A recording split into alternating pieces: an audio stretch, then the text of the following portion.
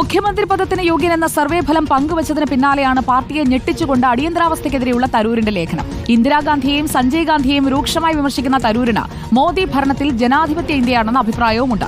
പാർട്ടിക്കെതിരെ നിരന്തരം കലഹിച്ച് പുറത്തേക്കുള്ള വഴി നോക്കുന്ന തരൂരിനെതിരെ അച്ചടക്ക നടപടിയെടുത്ത് വാർത്തയാക്കേണ്ട എന്നാണ് പാർട്ടി തീരുമാനം. തരൂരിനെതിരെ ഇന്ന് പ്രതികരിച്ച ദേശീയ നേതാവ് മാണിക്കം ടാഗോർ MP മാത്രമാണ്. കടുത്ത അതൃപ്തിയിലാണ് കേരളത്തിലെ നേതാക്കളെന്ന് പ്രതികരണങ്ങൾ വ്യക്തമാക്കുന്നു. ആർ റോഷിപാലും നോബിൾ മാരിക്കാരനും നമുക്കൊപ്പം.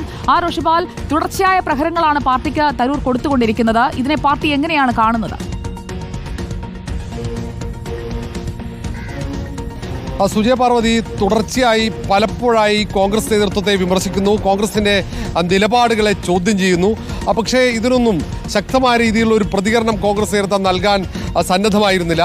പ്രത്യേകിച്ച് ശശി തരൂരിന് മറുപടി നൽകേണ്ടതില്ലെന്ന് ഹൈക്കമാൻഡ് നേരത്തെ തീരുമാനിച്ചതാണ്. ഒരു ഇടവേളയ്ക്ക് ശേഷം വീണ്ടും ശശി തരൂർ കോൺഗ്രസ് നേതൃത്വത്തെ വെല്ലുവിളിക്കുകയാണ്. കോൺഗ്രസിന്റെ പ്രവർത്തക സമിതി അംഗം കൂടിയാണ് തിരുവനന്തപുരം MP ആയ ശശി തരൂർ.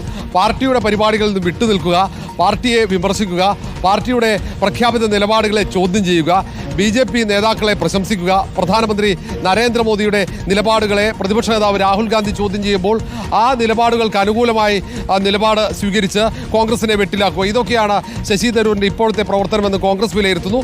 പക്ഷേ തരൂരിന് കൂടുതൽ രീതിയിൽ പ്രചാരണം നൽകുന്ന പ്രതികരണങ്ങൾ നേതാക്കളുടെ ഭാഗത്ത് ഉണ്ടാകരുതെന്ന് ഹൈക്കമാൻഡ് നിർദ്ദേശിച്ചതാണ്. അതുകൊണ്ടാണ് കോൺഗ്രസ് നേതാക്കൾ കഴിഞ്ഞ തവണയൊക്കെ പ്രതികരിക്കാതെ മാറിയുന്നത്. പക്ഷേ അതിര് കടക്കുന്നു തരൂരിൻ്റെ പ്രതികരണം എന്ന രീതിയിൽ ഇപ്പോഴത്തെ സാഹചര്യം വന്നതോടെയാണ് വെട്ടിത്തുറന്ന നേതാക്കൾ രംഗത്തെത്തിയത്. പ്രത്യേകിച്ച് അടിയന്തര അവസ്ഥ കാലത്തെക്കുറിച്ച് ശശി തരൂർ ഇപ്പോഴിങ്ങനെ ഒരു വിമർശനം ഉയർത്തി രംഗത്ത് വരേണ്ടതില്ല എന്ന് തന്നെയാണ് കോൺഗ്രസ് നേതാക്കൾ അഭിപ്രായപ്പെടുന്നത്. പ്രത്യേകിച്ച് കോൺഗ്രസ് നേതൃത്വം അടിയന്തരാവസ്ഥ കാലം ചർച്ച ചെയ്യാൻ ഇഷ്ടപ്പെടുന്നില്ല. അത് കോൺഗ്രസ് ചർച്ച ചെയ്യുമ്പോൾ സ്വാഭാവികമായും കോൺഗ്രസിൽ ഭിന്നസ്വരങ്ങൾ ഉയരാനുള്ള സാധ്യതയുണ്ട്.